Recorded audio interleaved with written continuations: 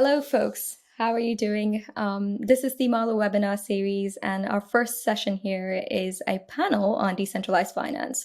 For this panel, we have here Willi Brammertz, who is from ACTUS, and we also have Simon Thompson and myself. We both work on Marlowe. So let's have our panelists introduce themselves. Willi, why don't you go first? Yeah, my name is Willi Brammertz. I am in finance since about 35 years, something like that, thinking about what finance is in essence. And I think I'm bringing this to the table also in connection with the blockchain. I've been in computing. I've been an academic computer scientist for a similar sort of length of time to Willi. But at the moment, I lead the Marlowe technical team at IOHK. So it was my team, first at the University of Kent and now IOHK, who designed and have implemented Marlowe. Awesome. And myself, I'm Shruti. I come from a background in engineering, and I design and build simulations of crypto economic systems. At the moment, I'm doing product management with Marlowe and really helping the team, essentially business case, all of the aspects of product development. So I'm really excited about this panel because I think that in terms of the future of decentralized finance, we have a lot to explore, and we also have a lot to explore in terms of how we can actually congregate this with the remaining of the financial world, the traditional financial world, particularly where Willi is from. So let's start with some questions. So Willi, you mentioned that you have been really pondering on the question of what is finance. So let's talk about that. What are your thoughts on that? Yeah, maybe let's start by saying what it is not. Maybe it's good, huh? It's not moving money from A to B. That's a part of finance, but it's really a fringe part of finance. Finance is making things possible over time. People who have money now and don't need it, who might like to get it back afterwards, and people who have an ID now and don't have the money, as it happens in the blockchain world anyway now.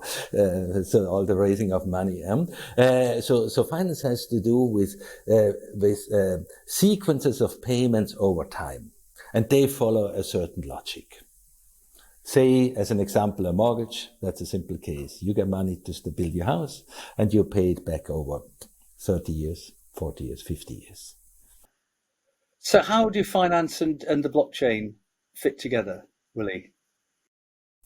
I think, yes, the blockchain has to go there. Today, the blockchain is there where I say what I call the fringe of finance. Moving money or coins or crypto money, whatever it is, or real money from A to B, which is basically a replacement of Western Union, you could say.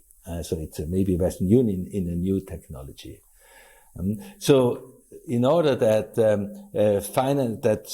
blockchain becomes relevant for finance, it has to do exactly that role, as I said before, to be able to handle financial obligations, which are obligations over time. And actually these obligations are the best suited assets to be modeled on the blockchain, because they are truly digital by nature, which I think we will see further down further in our call.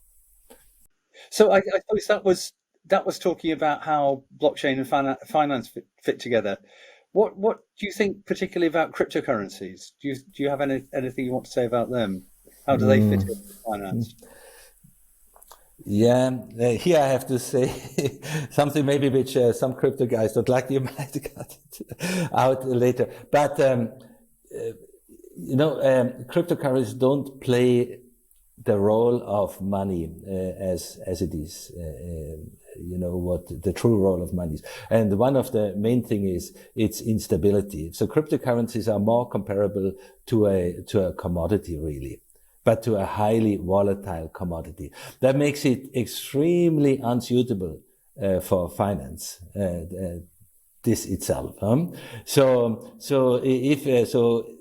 The blockchain, that's another thing. So you can record the financial contracts and all that. But whether cryptocurrencies will ever make it for the specific financial purpose. So they're a good investment, and that's another thing. So it's more like a commodity or a volatile stock, really. Well, I was going to follow up and say, what about stable coins? Do you think they might solve the problems you talk of instability? Do you think there's a possibility there? Yeah, it's that is more possible, but I don't see so much the use case. To be truly stable, 100% stable, they have to be backed with true cash. A US dollar stable coin has to be, for every stable US coin, should be a US dollar in the background.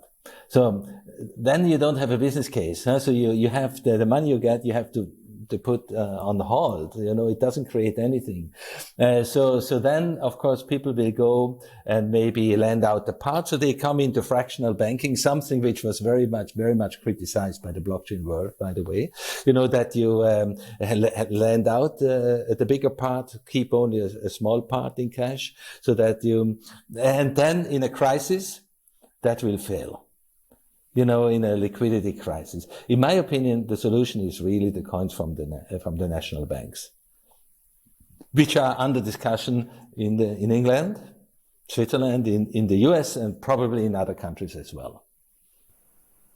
Thanks. That's very interesting. Thanks, Willi. Yeah. I think that, just like how you mentioned with regards to the use case of cryptocurrencies or the use case of blockchain itself, money has a few different functions, which is that it is a unit of account, it is a store value, as well as a medium of exchange. And all of those need to be satisfactory in order for something to be considered essentially a viable currency. At this point, I think that blockchain is mostly seen as a commodity per se, which satisfies that. The fact that it might be a store of value or a very speculative store of value. Yeah. Hopefully, but it might not. Yeah. But maybe it's not so good as a medium of exchange, especially in other chains, we do have a tremendous fee associated with every single transaction. So that also comes into play, especially when you'll have a very low velocity of money if it's a very speculative asset, and you expect that certain groups of people are expecting the value of it to grow much higher. Then they will tighten their pockets and essentially hold the currency instead of being able to exchange it for goods or exchange it to make any kinds of transactions. So. Yeah, so maybe just to enlighten that picture a little bit, let's say you would do with such a currency, be whatever, and you would build a house on it.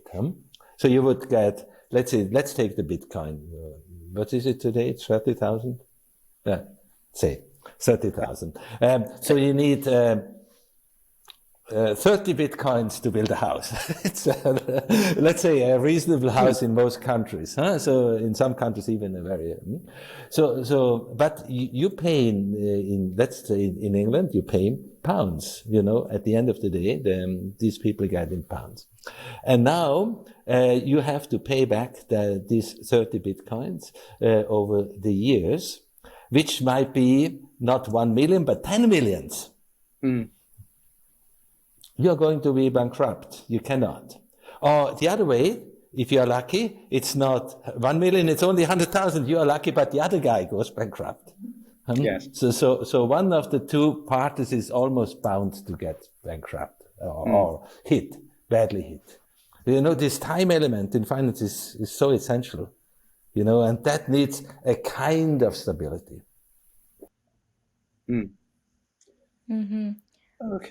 Okay, so we've explored the mortgage use case.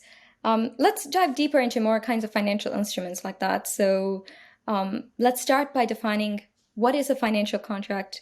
Willi or Simon, let's take a stab at it. How do we define a financial contract in the most simple terms? Again, is it okay if again, first I want to define it, what it is really not, but most people think it is. It is not the heap of paper. Normally, if you think about the financial contract, you think about the heap of paper where the clear description, most people even don't read it, but somehow the obligation is there.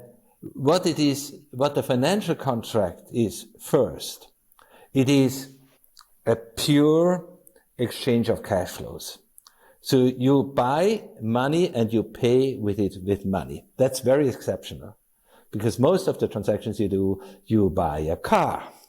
So money moves here and you get a car, you get a house, you get a bread and so on. So most economic contracts, you exchange money for some good. Now here you exchange money for money. So the only thing which flows is money in different directions. The second good feature of a financial contract is it is a number. It's a unit of account. It's really a number. Even, today, it's in computer. What else you have in computer than numbers? So it's a number there. Even if you think about your pocket money and you see, you have a bill, it's not the size of the bill, the color of the bill, it's the number which is decisive. It always has been a number. It's a pure abstract number. And we said finance has something to do over time. And these numbers over time, which flow in and out, are connected by algorithms. And not by this white paper, heap of paper, which describes somehow these things, but not really as algorithms, but they are really mathematical algorithms.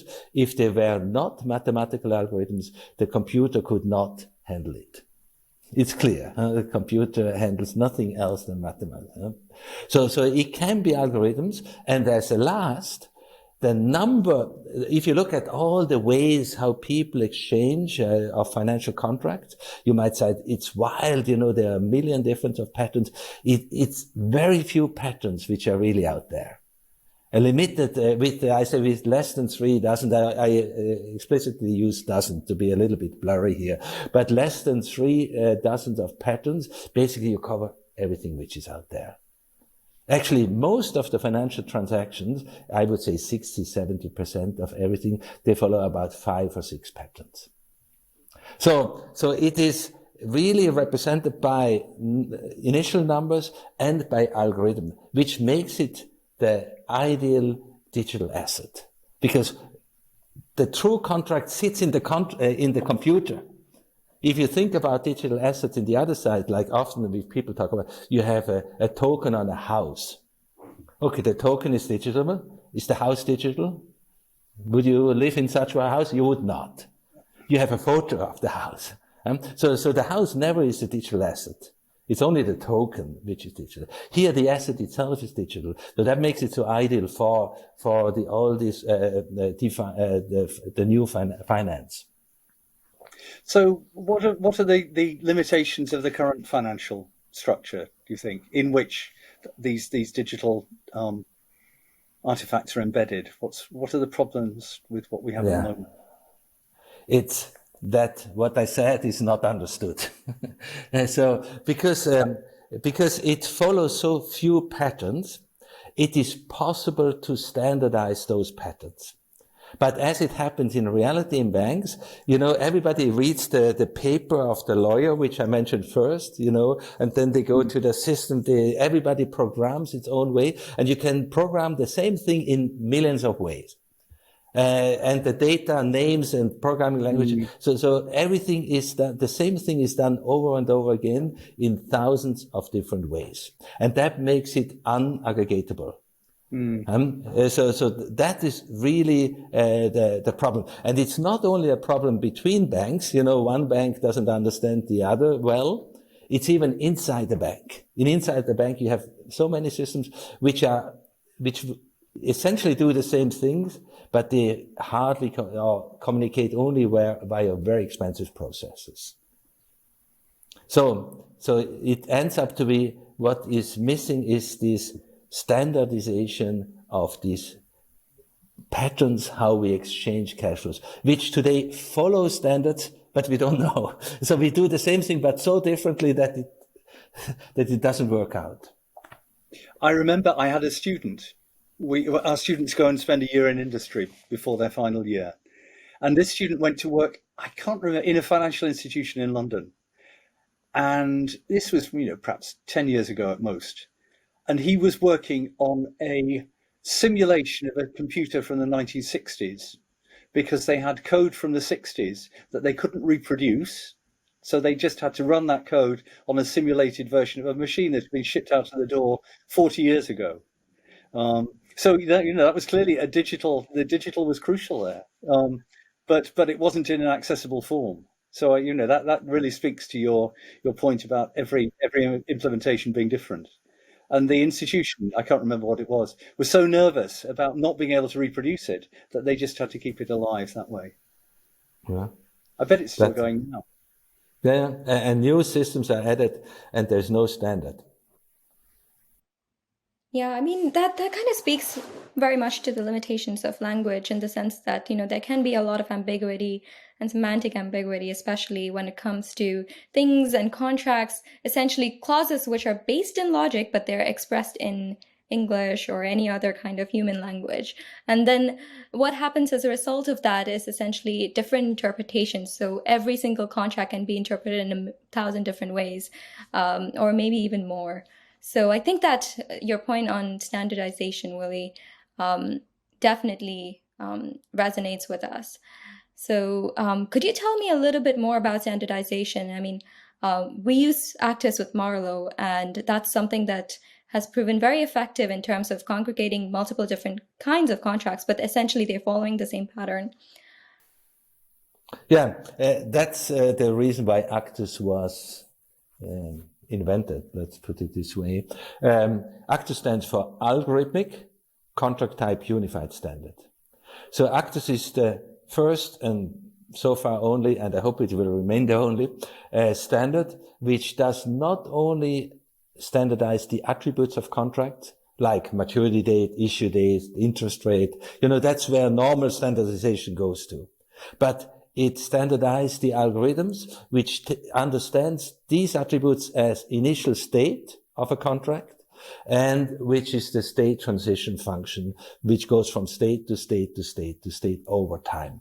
That is what ACTUS standardizes. And we said the number of patterns how we exchange money is very limited. So it's a doable job. It's not a small job, but not a killing job. It's an important job, and it is possible. It is possible. So, and I think the blockchain for the blockchain and the new finance, this is an absolute must. That's where we have to leave the banks behind. Because today, I would say 60, 70, or at least 50% of the operational cost of a bank is this reconciliation, trying to understand what you're doing, and so on. And there is a real cost saver, and an increase of quality. You will understand the bank much better. Yeah, that's right. Yeah, and it makes a lot of sense because, seeing contracts as state machines will essentially help us express the contract in an extremely simple and logical manner, thereby allowing for anybody to interpret it in the same way. And that's what standardization also offers. Yeah. But at the same time, we'll also be able to perform a lot of math in order to analyze the contract. And especially when it comes to more complex contracts, it would help in terms of ensuring that multiple contracts can be composed together and so on, just to build more hyper exotic patterns, or maybe even more complex financial instruments. So that's quite interesting. And I think it adds a ton of value. Yeah, I think it's a true value. It's a true value. You also must imagine that there will be many blockchains, and contracts will reside in different blockchains. We have to probably reckon with that. So there must be one way where you can pull everything together at your side, and understand it. So the data, the state of the contracts you find on the blockchain. The state also points to an ACTUS algorithm. The ACTUS algorithm is open source, so everybody can have it. So you suck your data from wherever it is, and you can understand the meaning of the data. And then the principal meaning of all the financial contract is the future cash flow from where you derive everything. So what are the limitations or challenges, do you think, of taking the ACTUS standard and putting it onto blockchain? What would you see? We have to, the more and more I understand from the blockchain is you have to put as little information on the blockchain as possible, and do as little as possible. And there, I think we should think about what is the blockchain made for? Oh, where is it really good? In my opinion, the blockchain is really good in terms of observability. If we go back to Szabo's 4 principles, meaning that there is a single source of truth where you and me, we see the same thing. So there's no way to trick. I think that's the main thing of the blockchain. And then we have the ACTUS standard, and that's outside the blockchain, but available for everybody. So, which is the state transition engine, which is high computing, which you couldn't do on a blockchain anyway. It's outside of even to think about that. So you get the states from say all the blockchains where you have your assets spread out. You have that kernel that calculates, and you use that to, in the simplest way, you do a balance sheet from it. You do an advanced balance sheet, you do a stress testing, you do a Monte Carlo simulation, you do a treasury function, etc. Yeah. Okay, cool. Yeah. Absolutely. With regards to optimization of what data gets stored on the blockchain, and also what computations get performed on the blockchain versus off-chain. That's something that app developers and anybody building any products on the blockchain should really keep in mind. I think that's one of the key areas in terms of which we can actually improve the scalability of a decentralized ledger, which everyone needs to have access to. Yeah. And that's the benefit of observability that it offers. Yeah, and what ACTUS offers to that is the verifiability, because it's a reliable code known by everybody. Even if you enter the agreement, you know the code already, which represents the intention to exchange cash flows. So you have all that, which then leads us, as we said in other places already, to enforceability, because you have the maximum you can know. You knew at the beginning what you agreed. You could even run a little simulation then, to see what you agreed. Then you sign, and then you have the observability of a blockchain over time. So there's little space to argue, that you didn't know. So it makes it enforceable. So then it leaves, yeah. And I think it's auditable. I mean, I think what the Marlowe implementation does is leave a trail of transactions on the Cardano blockchain, which anybody can independently audit and check that they're in compliance with a particular implementation or an ACTUS contract. So that's there for anybody to do. So that's exactly, and it's open. Yeah. And we are getting this situation where there is no centralized trust. You have to. It's possible for somebody to look at the chain and verify for themselves. They don't have to trust us. They can look at the trail of transactions and see that what has happened is faithful to the contract. So I think that's an important point. Yeah. I would add another important feature the blockchain could have it to make contracts very easily tradable, and securitization. Yeah, I think we could avoid a lot, because with tokens, so on one hand you have to understand the contract itself, when are the payments, etc. And with tokens you can point to that contract. Yes. And say you own 10%, I own 20%, and tomorrow maybe it's the other way around. Yeah. So we can keep trace. We always know who owns how much of that specific asset, and the calculations happens, and the cash flows are clear, and then we. So I think and you see that, and you see that precisely on the Cardano blockchain. So when you run a contract, we mint some new tokens, and those represent ownership of the various roles in a contract. So when you get that, and you can trade those, And in fact, you can write Marlowe contracts that will trade roles in other contracts. So we can do, but those tokens are built in. They're the native tokens, so they're built into Cardano itself. Yeah, So and I think for that it's good. For that, the blockchain is good. So again, it's the ownership. Who owns that contract? You know, that stream of cash flows, future stream of cash flows. How much do I owe of that at what point in time? Yep, definitely. Yeah, and with Marlowe, we have, like what Simon was saying, every role is an NFT, so it's also very transferable. Responsibilities associated with the role can also be transferred through. Yeah. So that offers another layer of, I guess, flexibility with financial contracts, which might have been fairly expensive to do if it were a heap of paper that you're dealing with. Yeah. Okay. Well, I think we've covered a lot of ground. I just want to touch on like a few last points with regards to the very real challenge that most users have their assets spread across multiple different chains. That's completely imaginable. Even today in our non-blockchain worlds, we have our assets and our collaborations and our commitments across multiple different platforms. So let's talk about interoperability a little bit. What are your thoughts on, how standardization applies with interoperability, Willi? I think it's the essence of interoperability. And it must be possible to interoperate the whole financial contract. Today we have a lot of interoperability on a single payment, SWIFT, an interest payment, which is a part of a financial contract. So most of the interoperability is just on that level.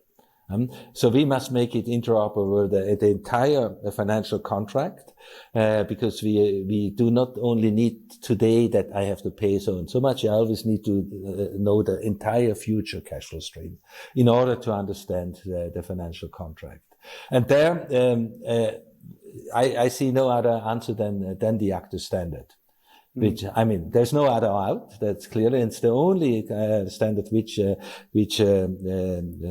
which talks about this stream of cash flows represented by algorithms.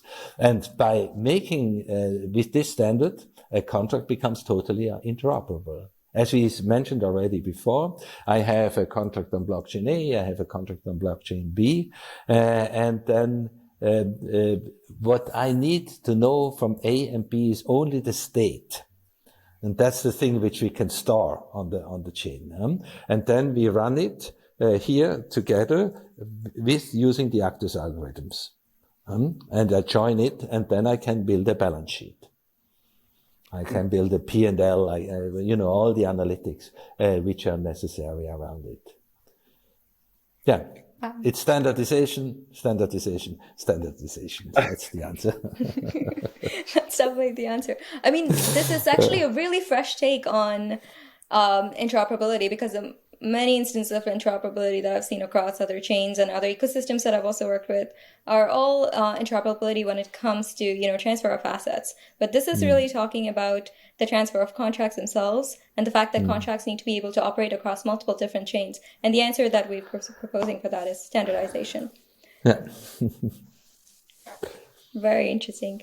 All right. I think we've got a really good insight onto some of the learnings from the traditional financial industry from Willi, and Simon is always here with some amazing comments, especially from a technical perspective. So in the future talks that we have coming up in this webinar, we will be exploring a path to addressing some of these challenges. Well, that's going to be the focus of my talk. And also Simon is going to be giving an overview of some of the more technical aspects, especially as it pertains to security, and going to be essentially giving a deep dive on that. And finally, we'll have a closing session, as well as after each session, each of our talking sessions, we'll have Q&A for everybody to participate. So definitely keep engaged, and we'll see you there.